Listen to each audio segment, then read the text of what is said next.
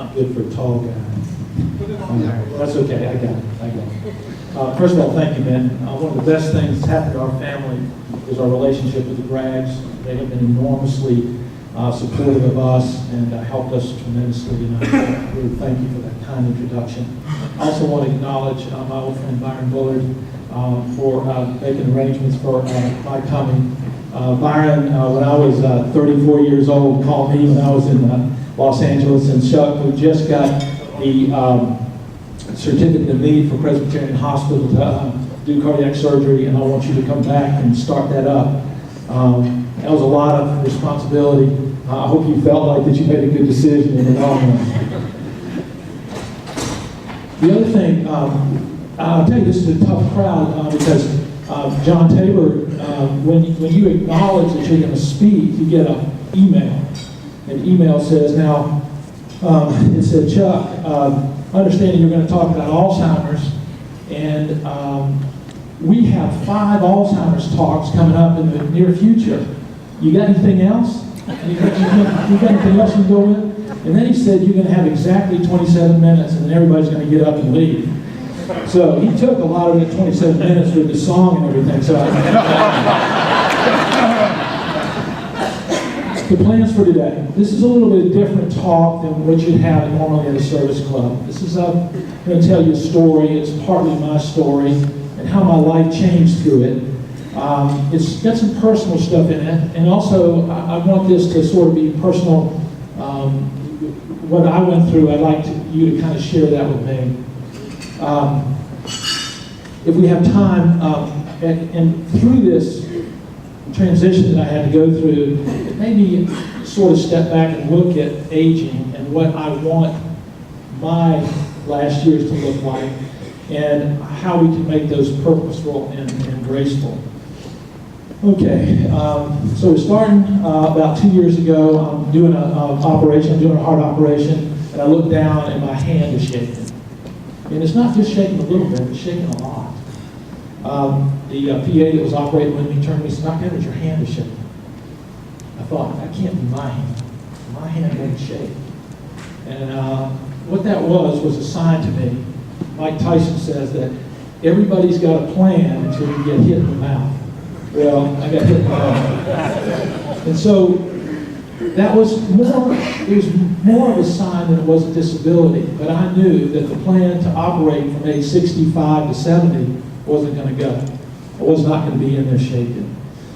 So I call this shake, rattle, and roll. The rattle part was that it kind of rattled me. The very idea that something would come between me and the patients, be able to hear the stories and try to figure out what's wrong with you, would be devastating to me. And so I had to think through this thing. I had to come up with a new gig. I had to say, what do I want to do? And both my parents had Alzheimer's. And I got on the internet and started making some calls. I wrote a letter to 3 academic institutions. I said, when a 64-year-old cardiac surgeon applies for a dementia fellowship, it prompts the question, shouldn't they be in the clinic rather than starting it? I think that line got me in, but I went to visit 3 of the best academic institutions in the country. But first I went to my wife, Mary, and I said, Mary, I think I'm going to start a clinic taking care of people losing their memories. Both my parents had it. She looked at me, and she said what all Irish Catholic girls say to their Irish Catholic husbands, you've been drinking again. The roll, shake, rattle, and roll, the roll. I was accepted at Johns Hopkins for a mini fellowship. I was supposed to spend 6 months there, and I actually ended up with 3 months because they sent me home. They might have been tired of me, but they said they thought I had it and that I was ready to start my clinic. The Hopkins people were very kind to me. They set up a curriculum, and it was set up specifically for someone who was making the adjustment or the leap. I don't know if anybody's ever done this before. It's gone from cardiac surgery to doing dementia care.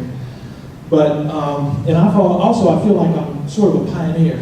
You all know the statistics about aging. We're going to talk about those in just a second. But we have this tsunami of older people coming at us, and we have no one to take care of them. We don't have hardly any geriatricians. So when people give me a hard time about making this transition, saying, what do you know about this, or how can you do this, or how can you be so arrogant to think you can do it, it's going to be better than having no one there. And actually, I'm not that bad at it, but we'll get into that in a minute.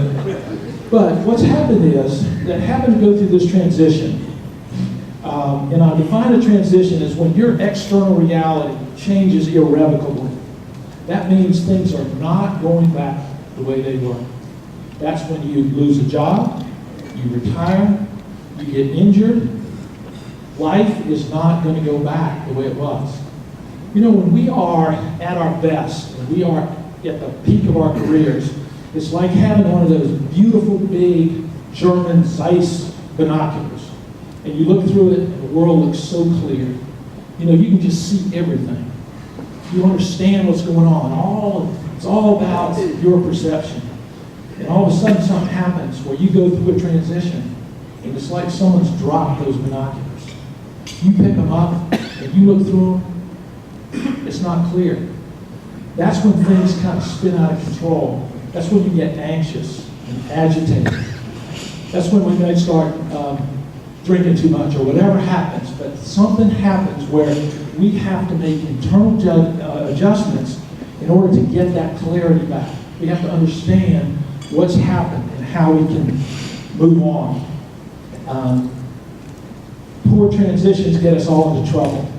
Ask Anthony Weiner in New York. He had a bad transition.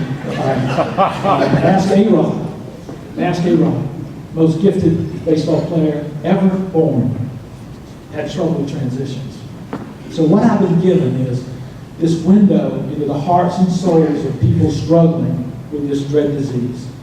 And my vantage point has been a catalyst for the insights that I'm going to share with you. Let's look at the statistics. With aging, there are lots of statistics that don't matter. Average lifespan doesn't make any difference to us, except to show that we're living longer. The average lifespan of a person in 1900, 40 years old. In the year 2000, 78 years old. Okay? But that doesn't tell us much about ourselves. Here's the numbers that matter. If you live to 50, the average lifespan is 80.9. If you live to 60, it's 82. If you make it to 70, it jumps to 85. Okay? 85. So a lot of guys save your money here. It jumps to 85.2. At 80, it's 89. And at 90, you still have the average lifespan is 95. And if you happen to live to 100, your average lifespan is 102. Now looking at kind of living a long time, if you were born in the year my father was born, 1920, if you were born that year, your chances of living to 100 is 1.2%. Okay? If you were born the year I was born, 1947, you have a 9.5% chance of living to 100. That's astounding. If you were born the year my daughter was born, 1973, she has a 20% chance of living to 100. Now, what determines whether or not you're going to make it? Okay? A study started in 1981 of men 70 years old. 2,357 of those men aged 70. Of those 2,357 people, 970 lived to be 90. Okay? Now, 970. All right, here's some interesting things. At age 70, if you don't smoke, you have a normal blood pressure, you have normal weight, you're not diabetic, and you exercise 3 times a week, 54% of those people live to be 90. 54%. It's astounding. Now here's where the numbers get to you. No exercise, 44%. Elevated blood pressure, 36%. Obesity, if you're obese, 26%. If you smoke, only 22% of those people made it. And if you have all 5 of them, including diabetes, only 4% made it. So there are 10 key questions that I want to share with you. 10 things when you answer it to say whether or not you're going to live a long time. Am I doing all right on time here? You let me know, John. You need to give me back some of those minutes. All right, the 10 key questions are, who are your parents?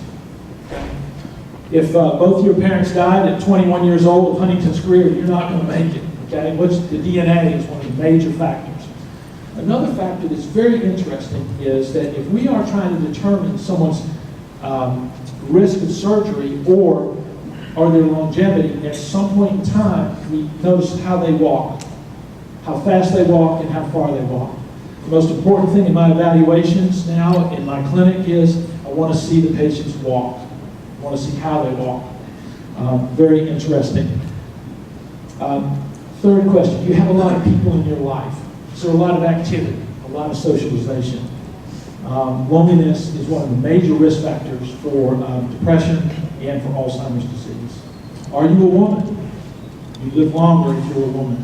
This is one of the most interesting ones is, if you're a woman that has a child after the age of 35, you live significantly longer than women who don't have children or who have had children below the age of 35. This lady over here is laughing. I think you're going to live forever, don't you? But the problem is, or why this is fascinating, and no one really knows why, but when you put that child inside of a woman, it releases lots of sort of youth factors. And they think that the older the mother is, that nature has somehow compensated because they know that that mother has to live longer in order to take care of that child. That's really unbelievable, really, that statistic. When were you born? Obviously, we went over that with the generations in my family. Here's an interesting one. Do you worry, but not too much? Now, T.S. Eliot wrote this marvelous poem called Ash Wednesday. And in it, he has these lines that repeat themselves. And they are, teach us to care and not to care and to sit still. Teach us to care and not to care and to sit still. So those are really insightful lines, because if you don't worry at all, and you met these people that you were growing up with, this was the guy that was the wow man, okay? He's the guy that climbed up the water tower and wrote Kilroy was here or something. And about 6 months later, he fell off that water tower. He's out of the gene pool. Okay? He got the Darwin Award. And then the flip side of this is that you worry too much. These are the people that are fretful, that pour out all of these catecholamines. And what they do is it drives their blood pressure up, and they don't live very long. So if you are a worrier, but don't worry too much, that's where we want you. Is your weight normal? How long are your telomeres? I'm not going to go into that because it's a little complicated. But are you positive? If you have a positive outlook on life, then you are going to live longer. We'll talk about that in a minute. So the good news is, the statistics are that we're going to live longer. Okay? We're just going to live longer. The bad news is that there's going to be a lot more time for bad stuff to happen to you. Okay? And that's the truth, right? So what do you want this to look like? When I stepped back from it, I thought, what do I really want my aging years to look like? And my wife said this would be narcissistic. That's a term that comes up a lot with her. And that I want it to be an endless sequence of joyful days that I feel happy, loved, and fulfilled. That's what I want, just an endless sequence of that.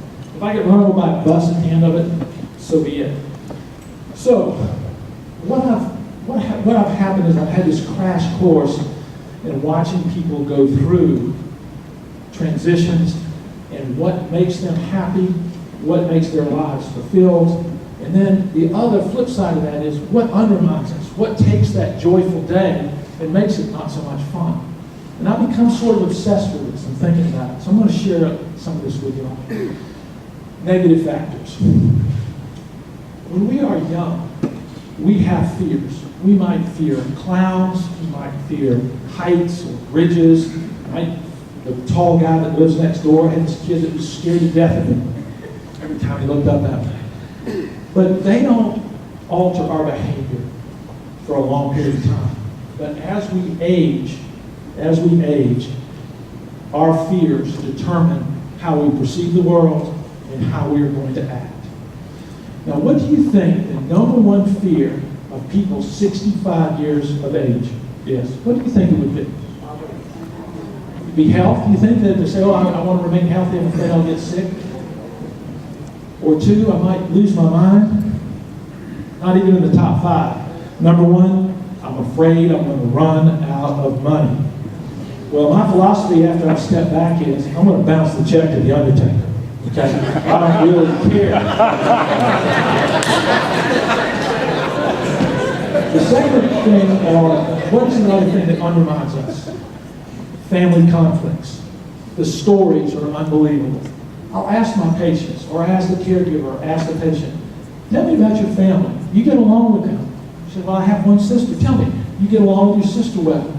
Well, you have to understand, my sister and I have had a falling out. Okay? I said, well, what's over? She said, well, my Aunt Harriet had this beautiful chest. And just as she was about to die, my sister went up and said, Aunt Harriet, can I have that beautiful chest? And she got it. And so she and I haven't spoken to each other in 44 years over this chest.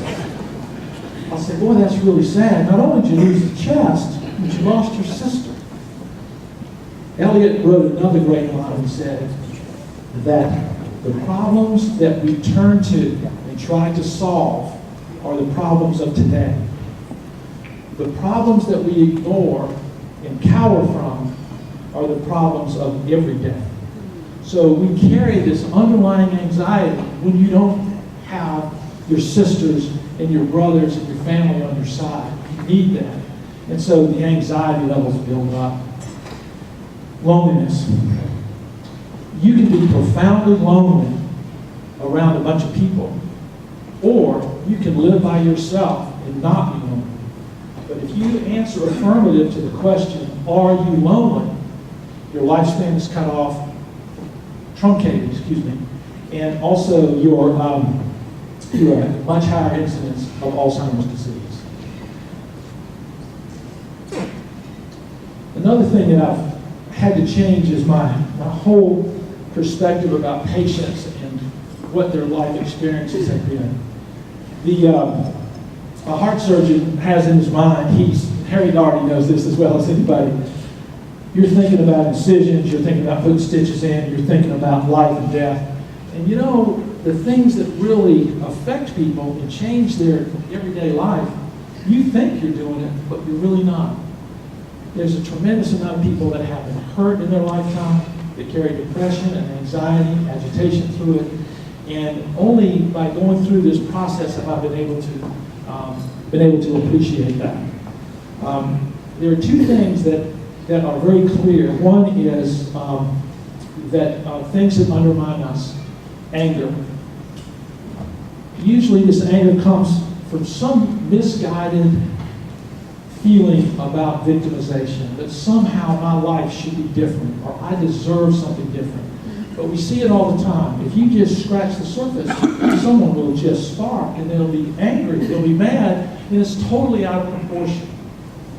It took me a long time to try to figure this out. I'm not so sure I've got it, but that anger is terribly destructive because you carry this fire in you all the time. And all you need to do is to try to figure out where it came from.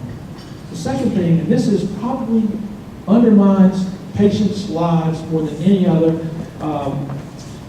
factor, and that's impatience. Okay? When you are impatient, you're saying to the world, I don't like this moment that I'm in. I want the next moment to come. I want the future. I want to be in the future. It's going to get better.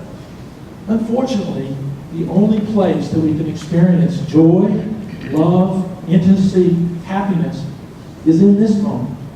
So when you're impatient, you're telling everybody around you, you're telling your grandchildren, your children, your wife, I really don't like this. This is not enough for me. I want what's coming next. Terribly destructive. And I see it every day. The other thing that I have to deal with is undiagnosed medical conditions. Oftentimes patients come to me and they'll have memory issues, but that won't be why. They're hypothyroid, they have vitamin deficiencies, just other things. Also, medicines and how they interact. The The problem today, of course, is when you go to see your primary care doctor, he might spend 10 minutes with you. You might be on 4 or 5 medications, and he's got the computer there, and he's putting that stuff down. There's a healthcare organization that wants him to get paid before he figures out what's wrong with you. You need to stop him and say, no, listen, doc, I'm paying you for a lot more than 10 minutes. Listen to me, this is what's wrong with me. The other thing, real quick, are sleep issues. Sleep is a whole new branch of medicine, but if you have apneic spells and you're a loud snorer and you wake up in the morning and you're still tired, those have very significant health impacts and hearing loss. All right, let's talk about the stuff that protects us. All right, am I doing okay on time? All right. What protects us? All right, first of all, early intervention into blood pressure and lipids. The statistics show that you have an increased incidence of Alzheimer's if you have those two entities, but if you intervene early in midlife, the incidence goes down. If you wait, the incidence stays high. The second thing that protects us from Alzheimer's is education. The more education you've had, and UNC counts,